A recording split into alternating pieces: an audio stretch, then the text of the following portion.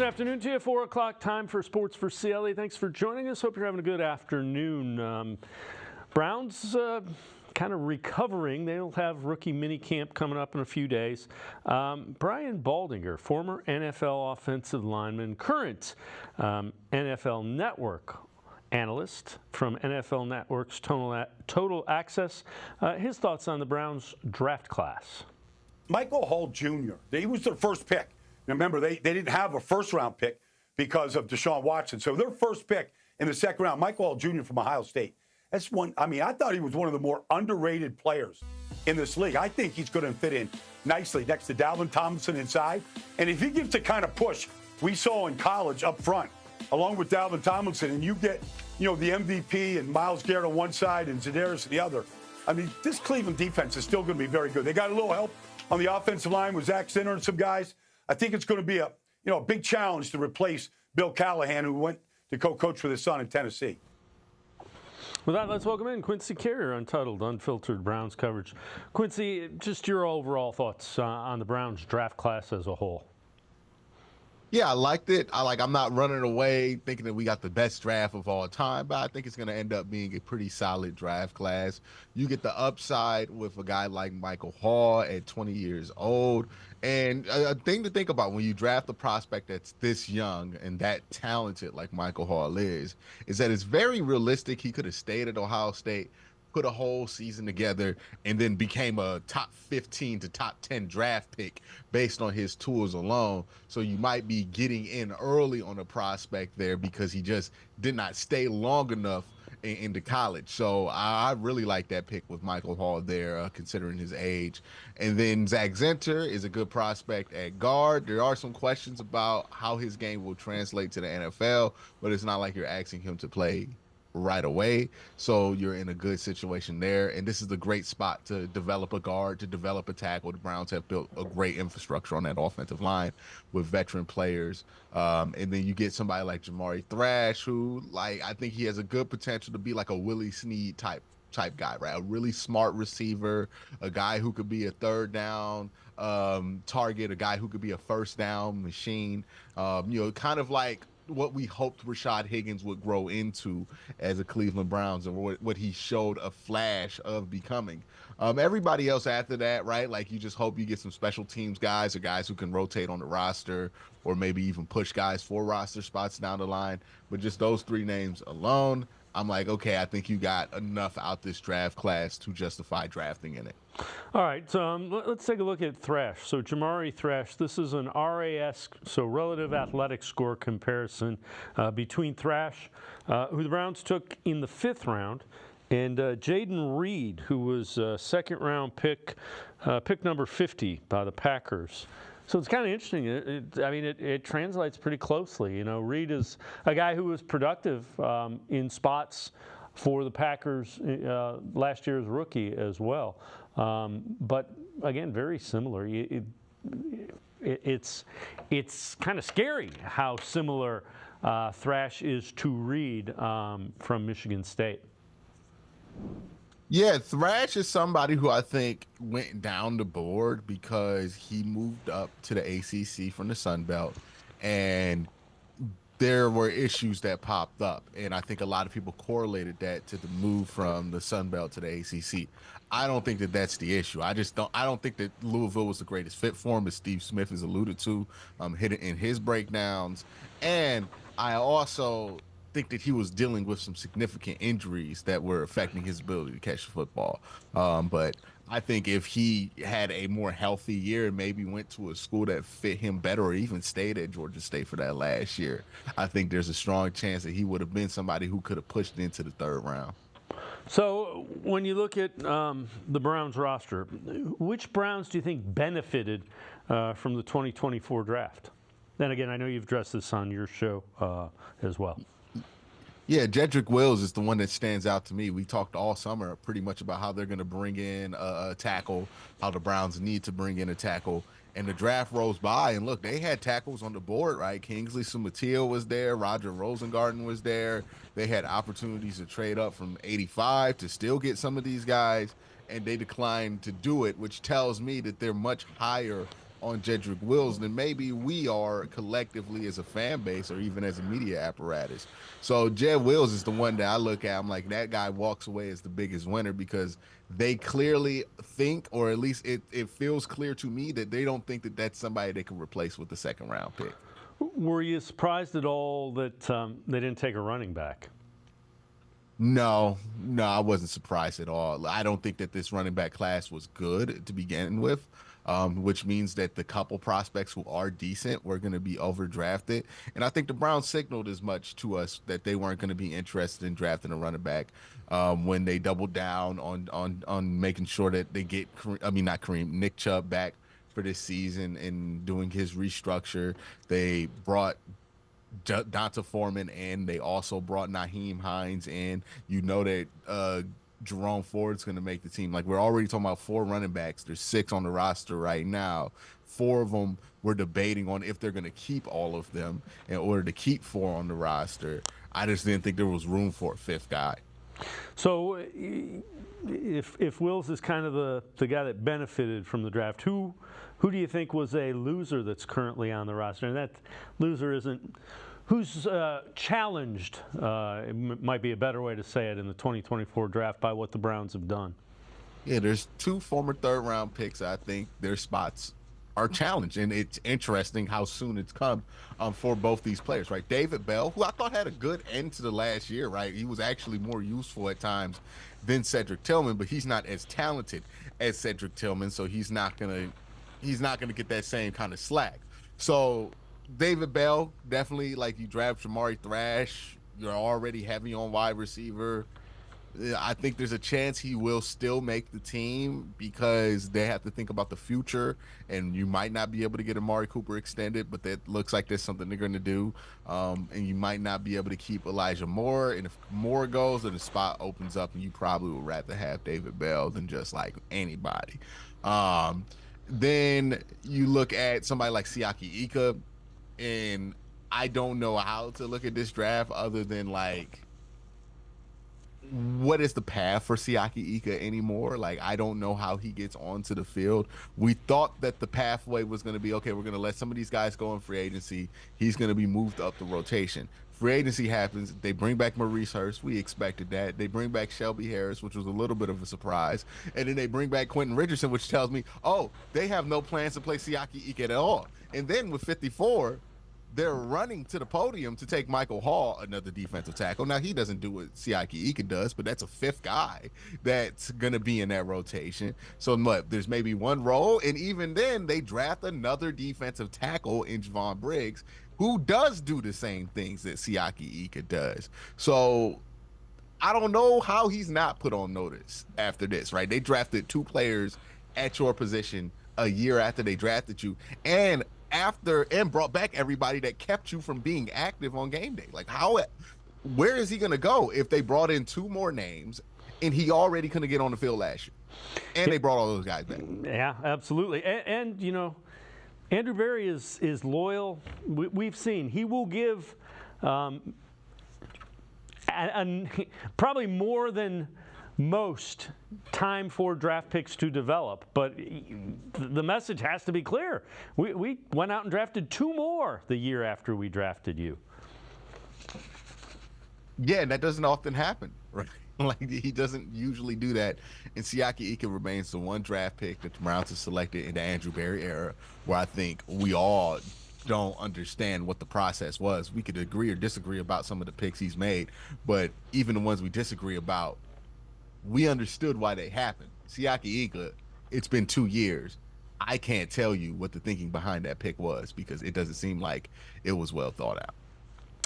Quincy Carrier from Untitled Unfiltered Browns coverage, and I can step aside, take a quick time out. Other side of the break, we'll hear from Andrew Berry on Nick Chubb. Sports for CLE. I'll be right back. Stay with us.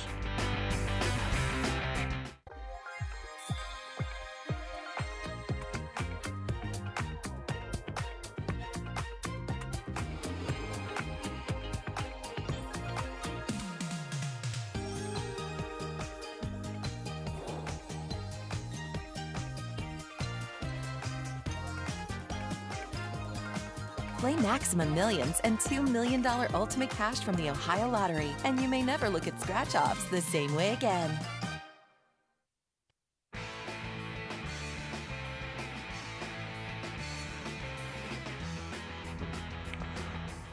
We continue talking Browns with Quincy Carrier from Untitled Unfiltered Browns coverage. Browns general manager Andrew Berry was on 92.3 The Fans morning show, Ken Carman show with Anthony Lama. Talks about where Nick Chubb is in the rehabilitation process. He's feeling pretty good. He's doing a really nice job in his rehab. Still got a long way to go, but he's progressing nicely. Given this point in time. So how do you shape a running back room, knowing that he suffers this devastating injury? That's another really good question. I think the most challenging, one of the biggest roster building challenges is when you're trying to plan out a position group when the availability of a player is unknown, whether it's because they're coming off a season-ending injury, whether it's because they maybe have some injury history where they're probably going to miss some games. That can be really tough to plan around. In those cases, we usually plan pretty conservatively in terms of called on the more negative side of the expectation for their availability, just because there's just more downside if you assume okay, well, they're going to be on the front end of rehabilitation and we're going to build the roster that way, and then you get surprised. Positive surprises are always a good thing. So you want to kind of plan conservatively, even if you're being conservative in that moment. So Quincy, it sounds like the Browns are going to make sure that they take it very slow. The message I got out of that is we're taking it slow with Nick Chubb. Yeah, they're going to make sure that they view this in the long run instead of try to rush them back short term. We don't know what that looks like, right? We don't know if their conservative estimate is week 1 or if it's week 8, right?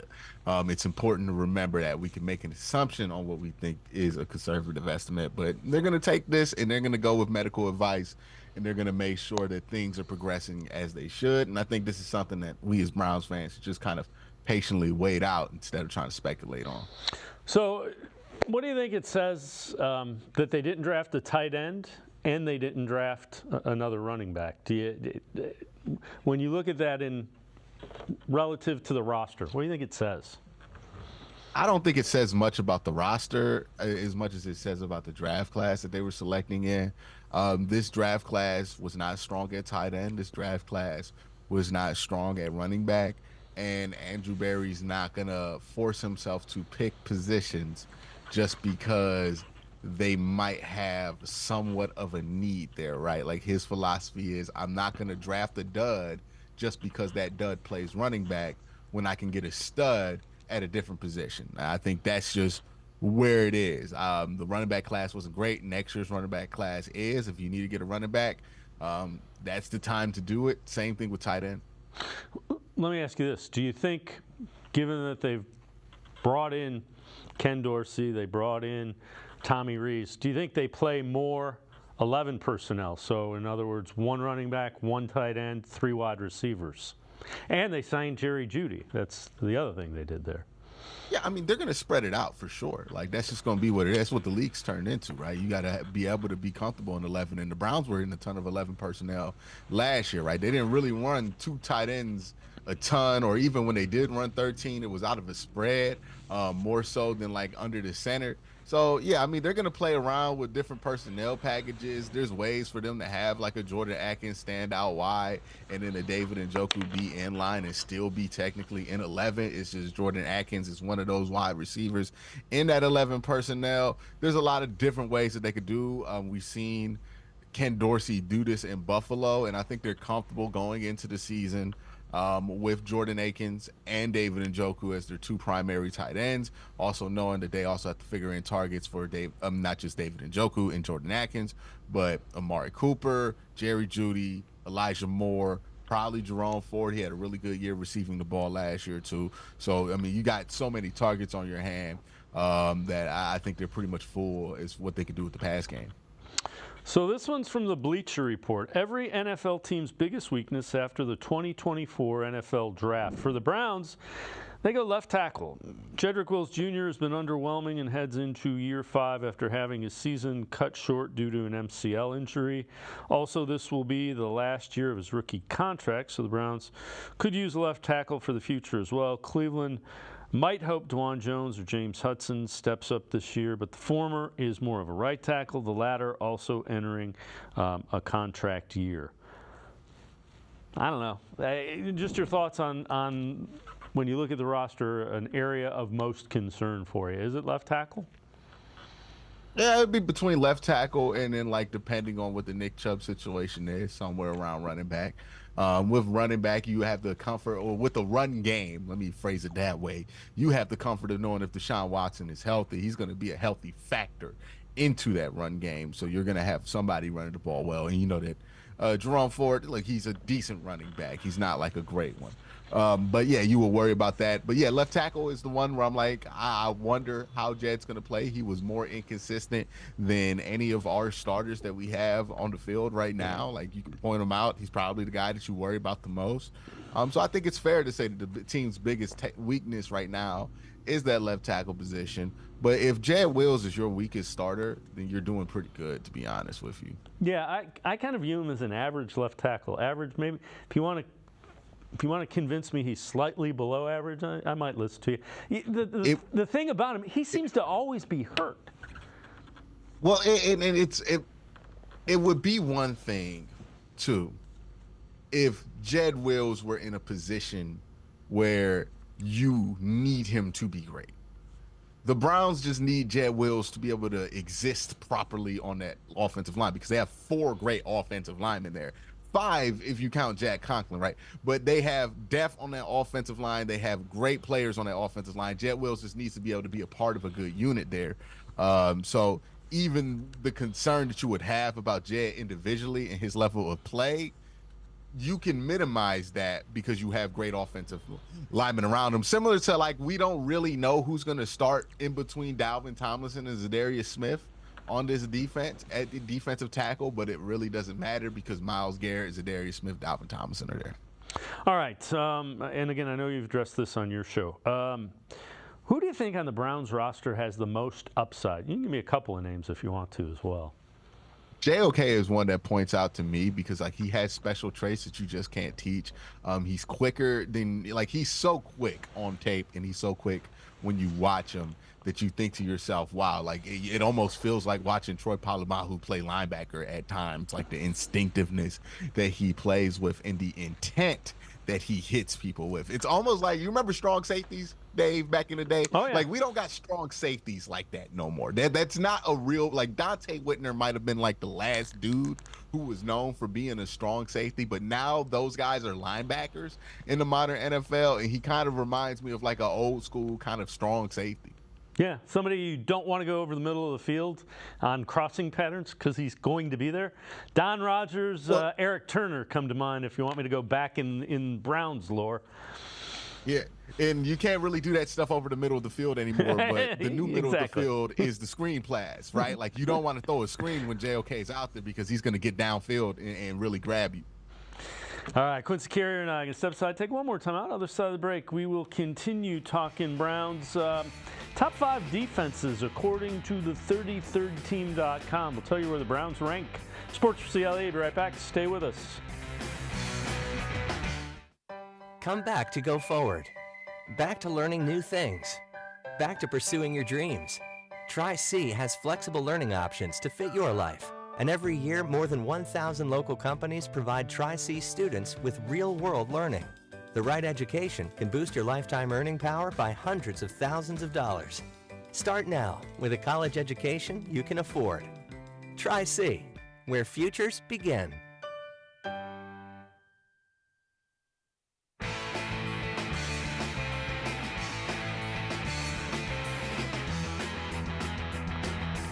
We continue talking Browns with Quincy Carrier from Untitled Unfiltered Browns coverage. Some developing story in the AFC North. Adam Schefter reporting Steelers declined the 5th-year option on running back Najee Harris, giving him the ability to become an unrestricted free agent. Steelers not ruling out a deal later on.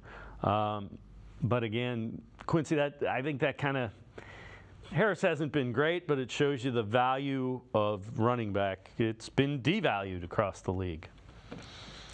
Well, I mean, if you're not a good running back, then you're not going to get a fifth year. Like, I don't think he's a great running back, to be honest with you. Like, he hasn't been that level of guy. He's been outplayed multiple times by Jaylen Warren. And people in Pittsburgh will argue that Jaylen Warren is the better running back.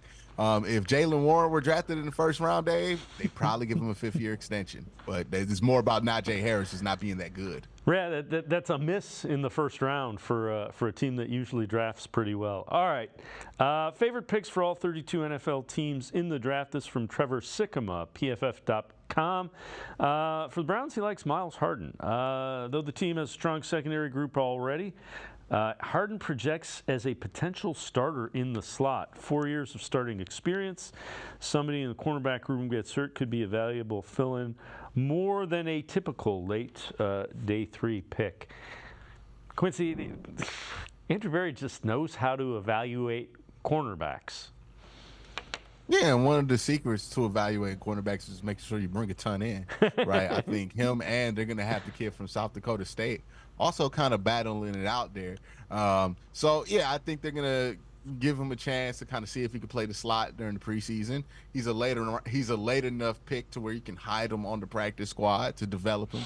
And then, you know, once time comes, you can put him out there. The Browns have developed multiple guys like this, right? A.J. Green was somebody we had on the roster. We developed like this. On the roster right now is DeAnthony Bell, who we developed, and he came in, played well. Like, I think that's the type of player that Miles Harden could be. And I think that's the track that if I'm Miles Harden, I'm trying to follow. All right, this from the 33rd team. So those are former NFL personnel guys, executives, and the like. Top 5 defenses following the NFL draft. They have the Browns 1, Jets 2, Chiefs 3, Ravens 4, Patriots 5. Browns have a much tougher schedule. They'll face some of the elite quarterbacks in the league that they didn't really face a season ago.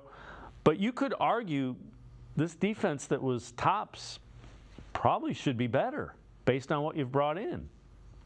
Well, you always have to wait and see with the schedule, right? Because we were supposed to play Aaron Rodgers last year. We were supposed to play Joe Burrow twice last year, right? We were supposed to get all these quarterback matchups, right, last year, but we just didn't get them because of injury or because of or they weren't playing that well when we played them. So, yeah, you always have to wait for that. But, yeah, the Browns have one of the best defenses in the NFL. Like, I think we downplay because we bought into the road defense thing so much that this defense was ultimately just pretty good.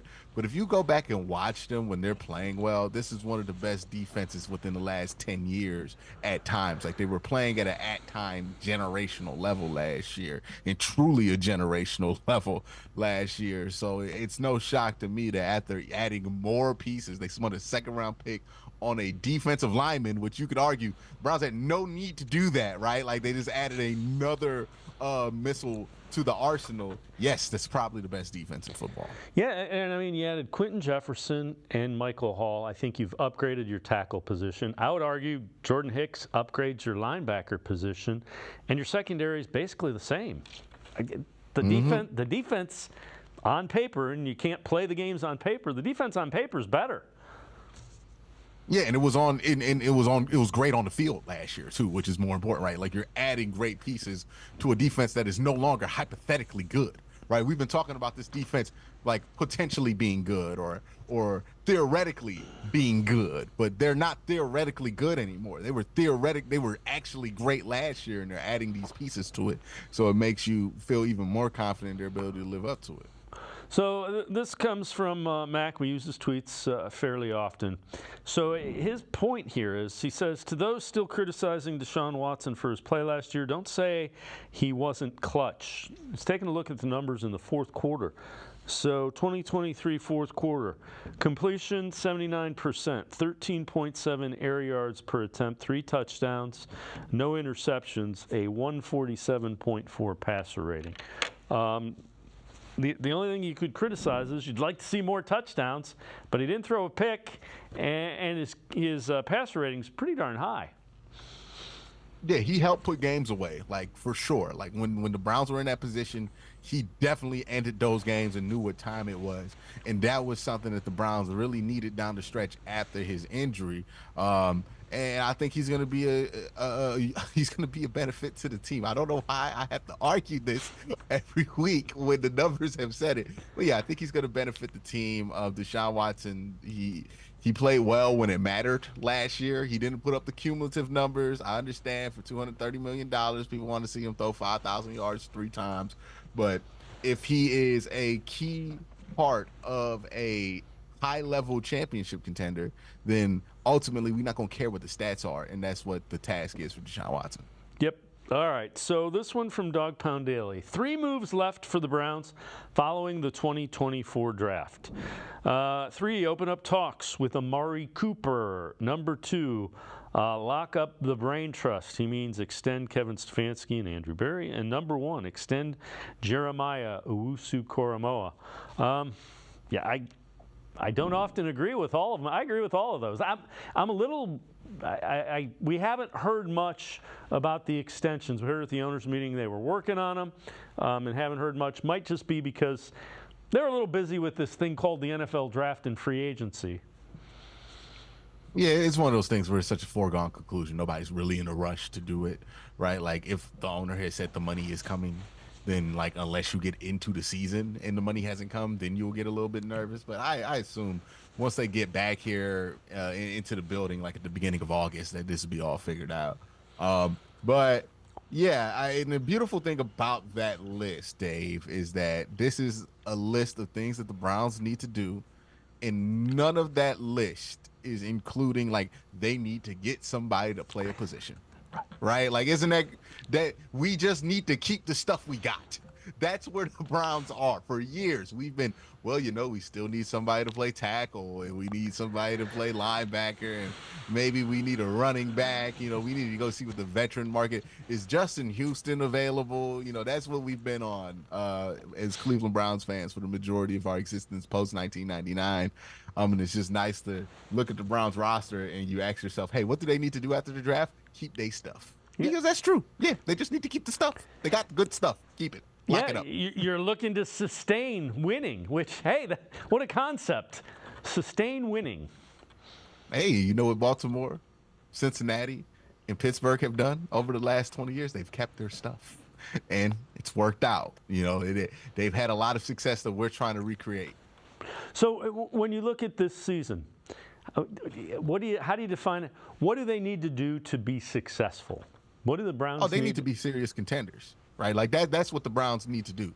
Last year, they were a fun playoff team, right? And they were fun because they had all the injuries. But if they stay healthy this year, they need to be not a fun, oh, yeah, maybe we could be cute, we could be content. No. They need to be serious contenders. They need to be trying to get the 1 seed, the 2 seed. They need to be close to winning the division, if not winning that division. They need to be one of the 4 teams or one of the 3 teams in the AFC people seriously consider might come out of the AFC. And you know that one of those teams is going to be Kansas City. So there's really 2 spots to fight for, and you want the Browns to fight for one of those 2 spots. I'm with you, and I think it starts with winning the division so you get a home playoff game. I mean, look at how they play at home under Kevin Stefanski. Got to get a home playoff game. That sets everything else up that you want to do. Yeah, you want to get a home playoff game. You want to try to get home field. Maybe even get a bye week. Right, like this team was not that far away from accomplishing that last year, right? Like even with all the turmoil that they had, they weren't that far away from accomplishing that. And I would argue if Deshaun Watson and Nick Chubb stay healthy, they probably accomplished that last year, right? Like they're up there. They were able, like that version of the Browns, even without Nick Chubb, did beat Baltimore in Baltimore, right? Like if Nick Chubb stays healthy, you probably beat Pittsburgh. And then if you also stay healthy, like you probably beat Denver or something like that with a healthy Deshaun and a healthy Nick Chubb. So yeah, I mean, it's all on the table for him, right? Last year isn't this year, so you can't expect the same breaks that happened last year to happen for you, to happen for you this year. But you have a stacked roster. You have a team that's been together for a while, a veteran team, Dave. Like not just a team with older players that we're used to saying are veteran teams in Cleveland. No, these are teams with players that have been in the city of Cleveland for a while, like almost their whole career, most of them. And been in the Kevin Stefanski system, been under Andrew Berry, like been in this iteration of the Browns organization, and those are the type of teams that do damage in the fall. So yeah, you expect them to be a championship contender if they can stay healthy, and a serious one at that. Now, do they have to win it all to justify it? No. Like no team ever truly has to win it all. Even the Kansas City Chiefs, if they don't repeat this year, nobody's going to look at their season as a failure unless they get bounced in the first round. But even then, they repeated last year. Who cares what the Chiefs do?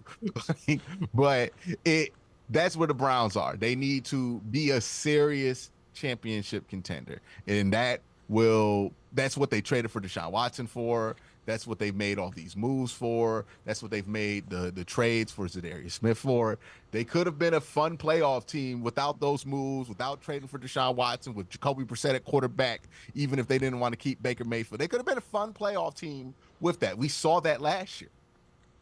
They made those moves to be a championship contender, and that's what you would expect with a healthy Deshaun Watson and a healthy Nick Chubb, that they should be a legitimate championship contender. Quincy Carrier, as always, great stuff. Appreciate the time and the insight. Thanks very much, Quincy. Thank you, Dave. Quincy Carrier, make sure you check him out. Really good stuff on the Browns, untitled, unfiltered Browns coverage. We're going to step aside, take a quick time out. Jacob Roach from BrownsWire.com and the Barking Browns podcast straight ahead. Stay with us. Come back to go forward. Back to learning new things. Back to pursuing your dreams. Tri-C has flexible learning options to fit your life. And every year, more than 1,000 local companies provide Tri-C students with real-world learning. The right education can boost your lifetime earning power by hundreds of thousands of dollars. Start now with a college education you can afford. Tri-C, where futures begin.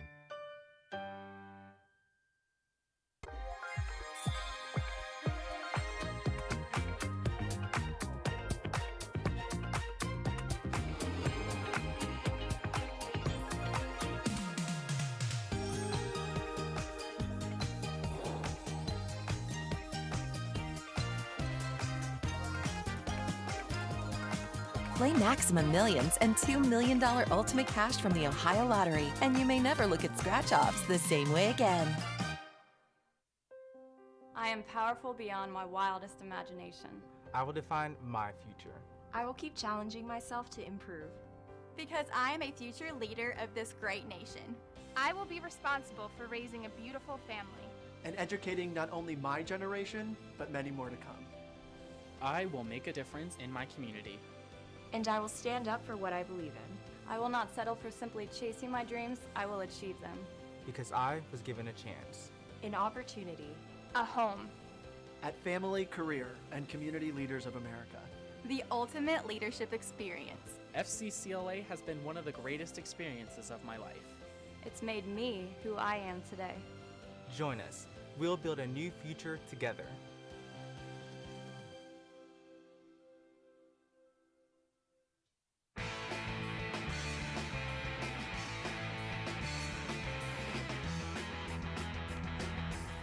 We continue talking Browns on Sports4CLE. Let's welcome in Jacob Roach from BrownsWire.com, as well as the Barking Browns podcast. Jacob, you look at this draft class. Michael Hall is their first pick in the second round. They picked Zach Zinter. Just your reaction to Hall and that draft class. Yeah, it was. We kind of talked about this leading up. Everybody talked about the not needing anything specifically to. In terms of trying to fill a starting role through the draft. And I think that was incredibly apparent with what they drafted. They drafted guys that can play roles in 2024, but mainly the focus is on for guys taking over. You don't have many long-term contracts at defensive tackle, especially not of the pass rushing variety of Michael Hall.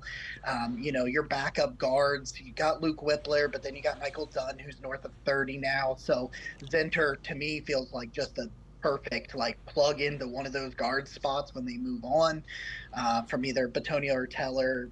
More likely than not, it'd be like somebody retiring. Not that they're going to cut either one of those guys, but I just think that they found a way to kind of maximize some upside and role players early in the draft with some guys that could contribute late if depth is tested again. So overall, it was a B- for me, but I really think that if you look past 2024, then you'll like the draft class more than if you're just focusing on this year.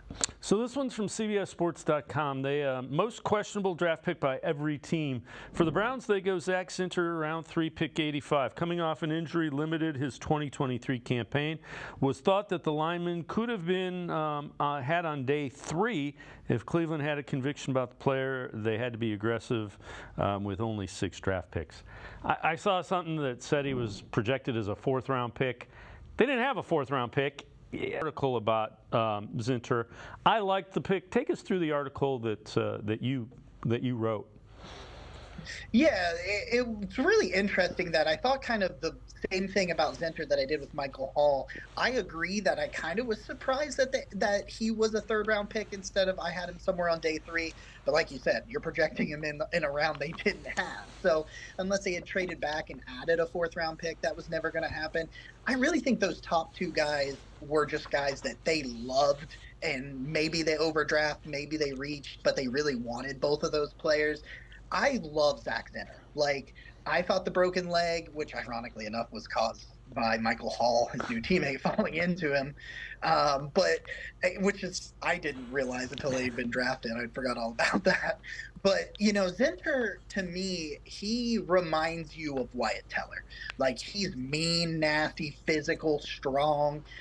When you see Zach Zinter pulling on a run play, a wide zone play, get out of his way. Don't. It's just like Wyatt Teller, get out of his way. He's going to, run you over. I mean, you're talking about a dude that's allowed like 2 sacks in 3 years, like 24 pressures for Zach Zinter. So I think he's a much better run blocker than he is a pass blocker, but don't discredit him as a pass blocker. He's an average athlete, so his upside isn't like through the roof, but he has such a high floor.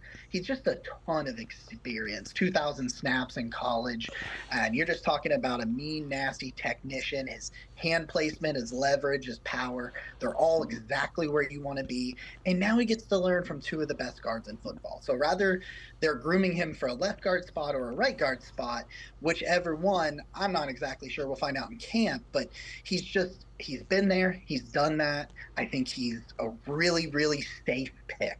I thought it was a safe pick, but I think you plug him in for the next 5 or 6 years at one of the guard spots after this year and you feel fine. Yeah, and again, it's a 3rd-round pick. The hit rate on 3rd-round picks is not great. It's not off the charts, so I'm with you. This one by The Athletic, the best value pick for every NFL team. For the Browns, they go the linebacker, Nathaniel Watson. He'll be given a shot to make the team by way of covering kickoffs, and his combination of size, speed, and physicality make him one to watch. In Watson, they get the player who led the SEC in tackles and sacks last fall. I wouldn't be surprised if he earns some snaps in the defense. I'm not saying he's going to be the starter middle of the year. He might be a guy that earns carves out a role for himself. When you find a way to lead the SEC in sacks as an off-ball linebacker, like he's not a pass rusher, he's an off-ball linebacker, and they blitzed him and he was so successful, he had double-digit sack numbers. Yeah, I think you can find a little bit of playing time for a guy like that, especially even if it's just like blitz packages early and you use him more as like a situational pass rusher. He's a pretty good athlete. I really like kind of what he does in coverage. He's kind of a rangy guy. You lead the SEC in multiple categories. I think I can find a place for you. I know he's an older prospect, but you're talking about the depth behind Jordan Hicks and Jeremiah Owusu-Koramoah. It's not really much. And, Tony Fields has never really established himself. Maybe he takes those snaps from him and kind of becomes that athletic backup. that has some range, has some pass rushing upside. I do think that special teams will be his main focus early, but kind of like you talked about, you get into the middle of the year, maybe the Devin Bush thing doesn't work out, maybe JOK misses a game, whatever happens. We've seen that happen before with a lot of injuries.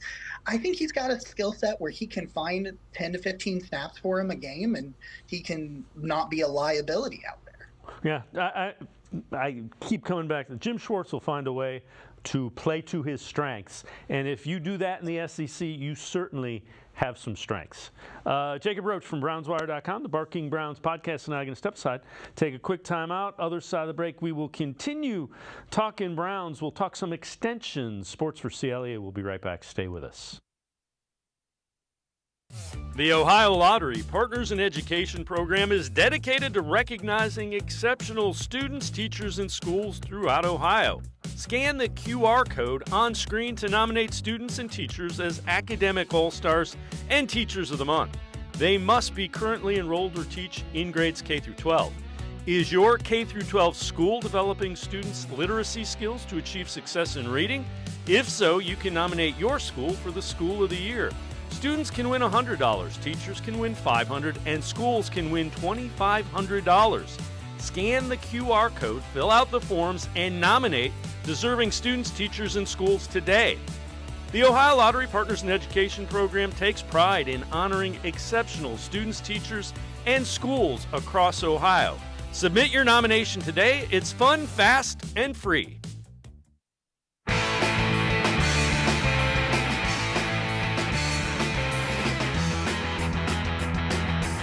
We continue talking Browns with Jacob Roach from BrownsWire.com, as well as the Barking Browns podcast. Jacob, at the owners' meeting, Jimmy Haslam alluded to, the extension talks between Kevin Stefanski, Andrew Berry, and the organization. Haven't heard anything since that. Are you surprised by that? Do you think it's just because they were busy with free agency and the draft? Do you expect those coming soon? I mean, I kind of expected them before the draft. I mean, it kind of got brought up. You talk about Jimmy Haslam bringing it up, but there was rumors and some other statements that kind of brought it up even further back into the offseason, like pretty well right after the season ended, we started hearing these rumblings. And I don't think it means anything necessarily, like it's not going to happen because it's taken this long. I don't really feel like that, but it's a little bit weird, but now you're kind of, everything's calmed down, like you said, and it's starting to get to that mellowed out period before, rookie minicamp is next weekend, and then things kind of slow down before training camp. I would be shocked if you don't have them in place by training camp. All right. The other thing that comes to mind is Amari Cooper and Jeremiah Usu-Koromoa.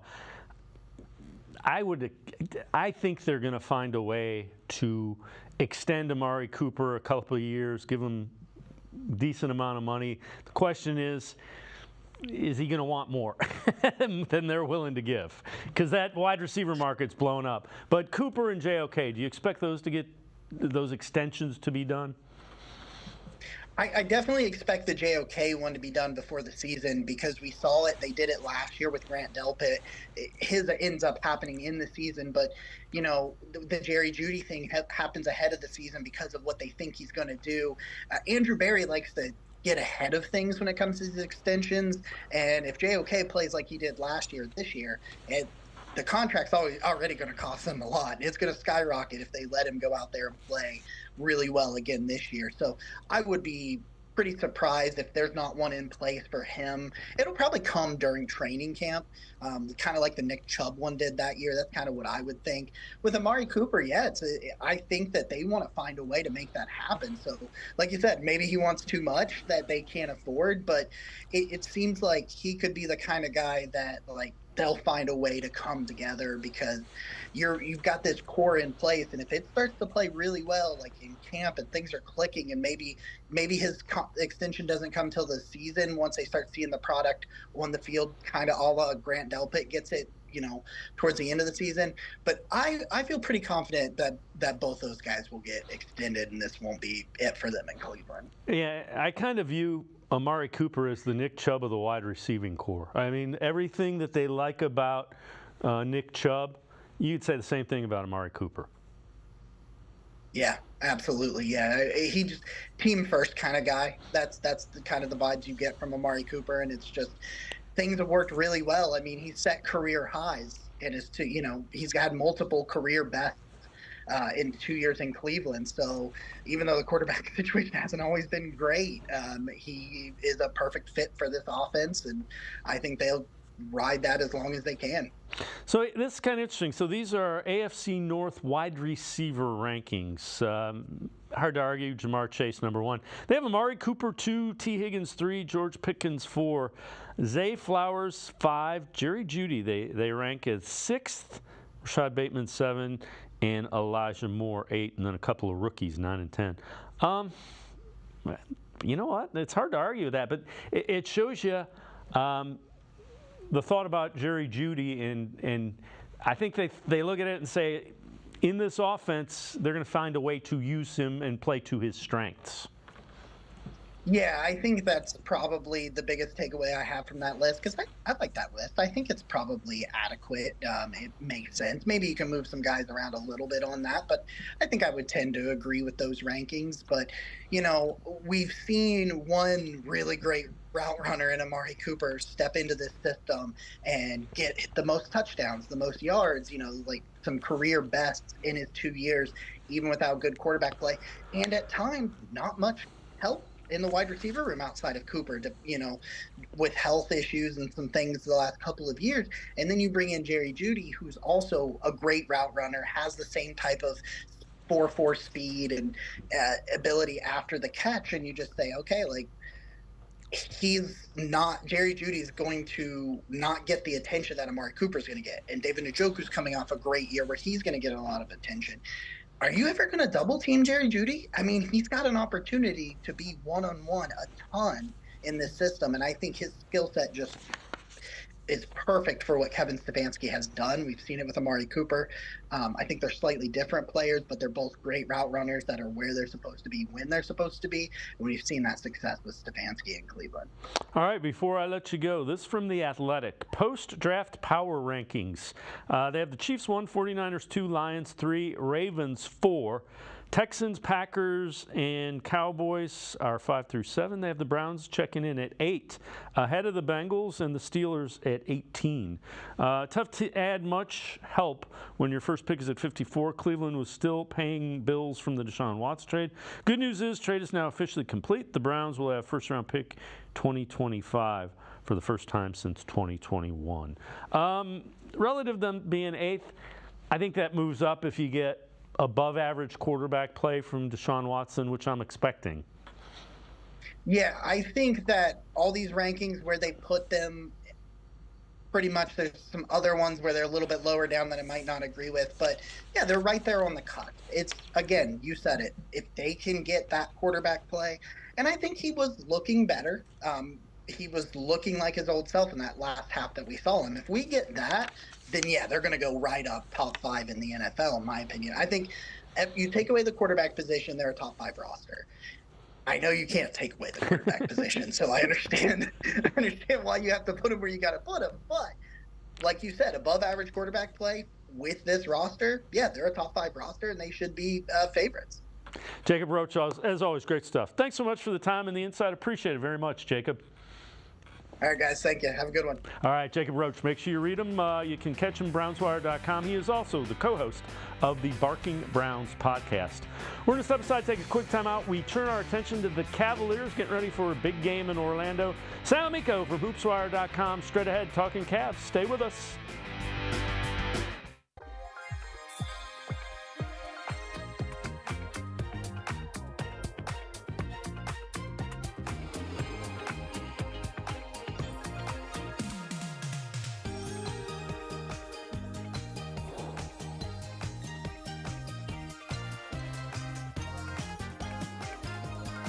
Play Maximum Millions and $2 million Ultimate Cash from the Ohio Lottery, and you may never look at scratch-offs the same way again.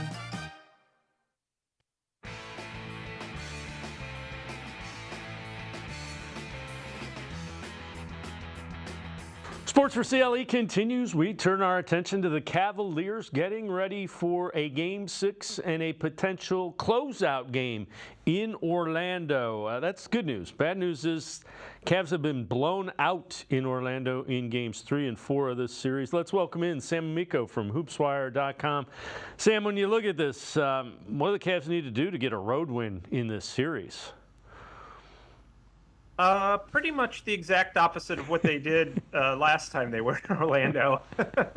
I think that, for the most part, what you're really looking at is them to defend as they did in games 1 and 2, and even game 5 there, defend without Jared Allen defended pretty well. So I think that that's really where it all starts for them. And then, you kind of got to try to score more than 100 points, which they've only done once in this series, and they barely did that. So, to win on the road in the playoffs, or really any time, Dave, you need, not just Donovan Mitchell and Darius Garland to have really good games, and if not, score a lot, facilitate a lot for the others, and then you need the other guys to step up and deliver and score some points, whether that's Strus or Karis LeVert, who hasn't had a great series, or whether it's Marcus Morris or George Niang, whoever's playing. You need kind of that outside factor to be, kind of your third wheel on the road. It just historically has always been that way in the playoffs. You need three guys really producing offensively. So Jared Allen didn't play in Game 5, and news today comes out. JB Bickerstaff said Allen will be traveling with the team, and the Cavs are expecting him to, quote, give it a go. That from Tom Withers. They won without Allen, but how important is Jared Allen the way he's played to this equation? Yeah, he's been the best player for them in this series, really. Donovan Mitchell obviously close second, but Jared Allen, when you talk about, the first 2 games averaging 19 rebounds in Cleveland, and really playing well in games 3 and 4, despite the results, the team results, Allen played very well. So he's been crucial. And you're talking about a huge team in the Orlando Magic. They've got, Franz Wagner, Paolo Banchero, Jonathan Isaac, Wendell Carter Jr. All those guys are at least 6'10". So, and I'm probably, and Mo Wagner. So, yeah, I was going to say I'm forgetting somebody in there. But they just have great size. And so, forget the fact that Allen's been really good. He's also really tall and has great length and can kind of, protect the rim. Evan Mobley was kind of by himself out there in Game 5, kind of on an island, and clearly came up with the game's biggest block shot at the rim, so that was nice. But look, you want your starting center who's having an all-star caliber season out there if you're going to be thinking about winning a road game in a place where you have not done well so far. So you mentioned the 2 guys, Banchero and Franz Wagner. They've been a problem. They just aren't. They're tough matchups for the Cavs as they're currently constructed. How do they slow them down? What do you do if you're JB Bickerstaff to try to not let either one of those guys take over the game like they did in games 3 and 4?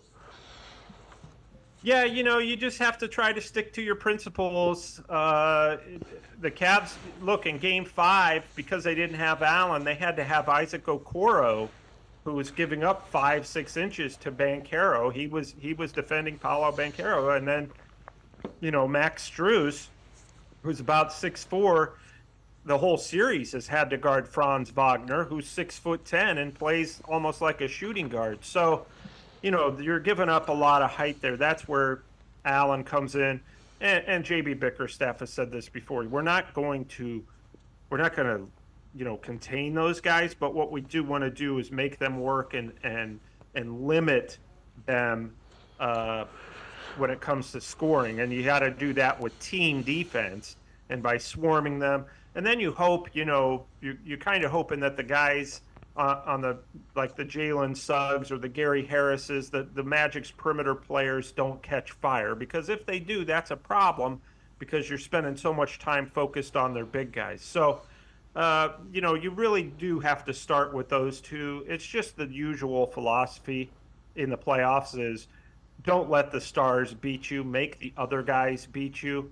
And that's where the Cavs, that's pretty much where their focus is going to be. If Gary Harris and Jalen Suggs and Cole Anthony and Markelle Fultz and all those perimeter players can beat you, then you just take your loss and come back for Game 7. But you don't want the Magic stars beating you.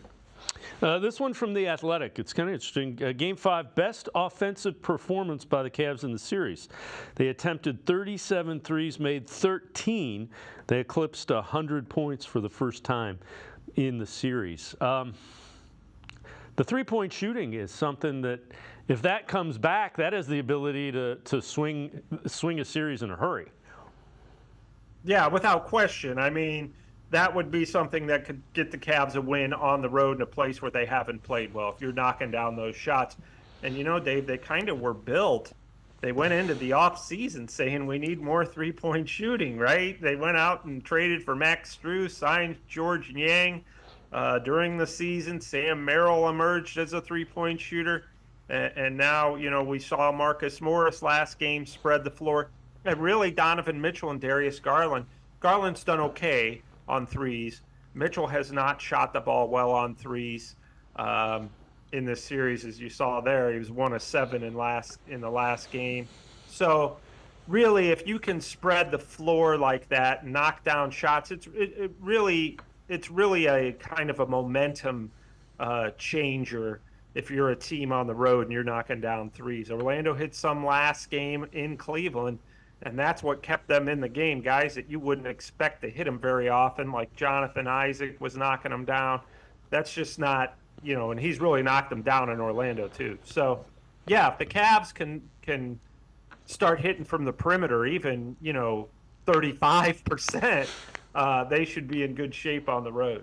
All right, if you're drawing up a game plan for the Cavs to come away with a win in 6, you don't want to have to go to a Game 7. Anything can happen, as we know. What are some of the key things for the Cavs to do to get a win in Game 6 in Orlando? Give me an X factor, somebody not named Donovan Mitchell, Darius Garland, that you think might give them an offensive punch that they need. Yeah, the ultimate X factor would probably be LeVert, who really played, Karis LeVert, who played best, in my opinion, of anybody in the playoffs for them last year against the Knicks. But he has not had a good series against Orlando. He's not been bad. He's just not given you kind of that extra push in reserve that he normally provides. And I don't know why that is. He's done a really nice job defensively. And I know the Cavs are really having to work so hard defensively, guys like Strus and LeVert and Okoro, that they're putting all their focus and the energy there. And then I think they're just a little bit too drained at the offensive end. But to me, if you can get that scoring punch and that facilitating that Karis LeVert has usually done all season, all during the regular season, if he can return to that for this game on the road, I think that the Cavs, they can withstand kind of that flurry that the Magic always get at home. And I just think if Karis LeVert has a nice game, obviously Evan Mobley, now he's a starter and a guy you expect to do well, but, he could be that X factor too, because if he's scoring a lot inside, then the Magic big guys like Banchero and both Wagner's, have to be concerned with him. But to me, the Cavs really just need a banner performance off their bench. And the guy, to me, that's most likely to give that at the offensive end is Karis LeVert. So I think if he does, everything else being equal, if Karis LeVert has a really good game, I think they're going to have a shot to win this on the road.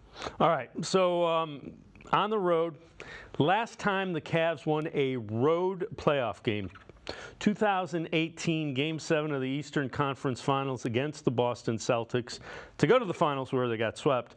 That was LeBron in that playoff road win. If you go to a pre-LeBron one, last time was 1995. First round against the Knicks. Game 2 was a best of 5 back then. They still got beat 3-1, but they won Game 2 in 1995. That's back in the Mark Price era.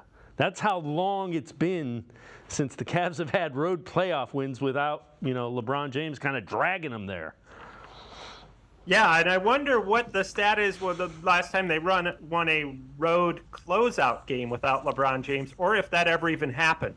Yeah, I don't know, and I'm kind of a NBA history buff, and I have no idea when that might be. But yeah, I mean, it's difficult to win on the road anytime. Preseason games, it's tough to win on the road. But you're talking about the NBA playoffs here. It can be a mighty task. Now, we've seen that a lot, interestingly, in the Eastern Conference. We've seen that already this season. Boston going into Miami and winning 2 games there. Indiana's won in Milwaukee, and some other scenarios. The Knicks and Philly, home court advantage means nothing. So, the Cavs this series have stayed. It's the only one that stayed true to what it's supposed to. Home team has won every game, so be a good opportunity for the Cavs to go in and kind of close this out and just put it to bed. Because either way, you've got Boston in 2 days. You win Friday, you got Boston Sunday. You win Sunday in a Game 7, you got Boston Tuesday. And if you lose both, I don't even want to read my mentions if that should happen. Yeah, that could lead to a very active offseason, as they say. Sam Amico, hoopswire.com is always great stuff. Appreciate the time and the insight. Thanks very much, Sam. All right, Dave. Well, thanks again for having me, and we will talk to you soon. Sounds good. Sam Amico, hoopswire.com. Make sure you check him out. Great stuff, not only with the Cavs, but the entire NBA. It's going to do it for this edition of Sports for CLE. We'll see you back here tomorrow at 4 o'clock.